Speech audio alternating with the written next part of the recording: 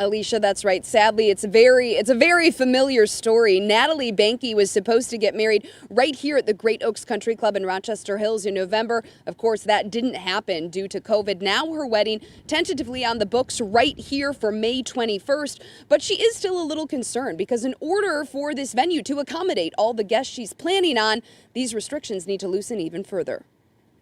It's still that hint of the unknown, should I order invite? It's a question a lot of Michigan brides are still asking right now. Beginning tomorrow, indoor banquet halls can host up to 25 people, which is an improvement from the last time Natalie Banky checked in with her venue in Rochester Hills back in August. When I had emailed the venue at the end of August, it was 10 people indoors with masks. Like many other brides, that just wasn't enough, so she and her fiance postponed. I think we had sent out probably around 150 save the dates, and that was including some double households. So we had probably a little over 220 people invited. And then there's the people behind the scenes, depending on brides like Banky for business. The challenge is that I had 300 plus employees last year, and now I've got under 100 employees. Paul Wiegert is the managing director of the Inn at St. John's in Plymouth. The 48,000 square foot facility, which has 4 ballrooms, has essentially been dark since March, he says. We have 10,000 square foot ballrooms, and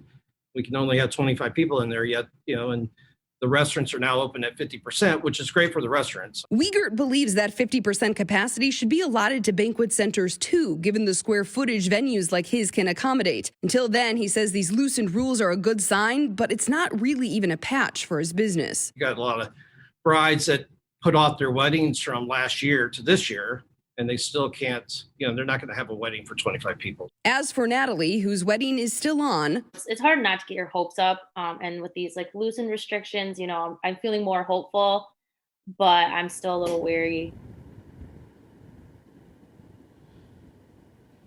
Now, another thing that Banky said she had to think about are sunk costs, like for save the dates or invitations, and in some cases for other brides and grooms, even dresses and tux. Now, thankfully, she wasn't subject to any late fees from her vendors or the venue, which is good news. But she says because of those sunk costs, there's still a lot of things to consider, and that's part of the reason she was concerned about even deciding to reschedule at all. That's something I'm sure a lot of brides around Metro Detroit can relate to. And again, she is hoping that in the next couple of months, these restrictions loosen even further so that she can, in fact, have her wedding as planned here in Rochester Hills. Reporting live this morning, Jen Shantz, 7 Action News.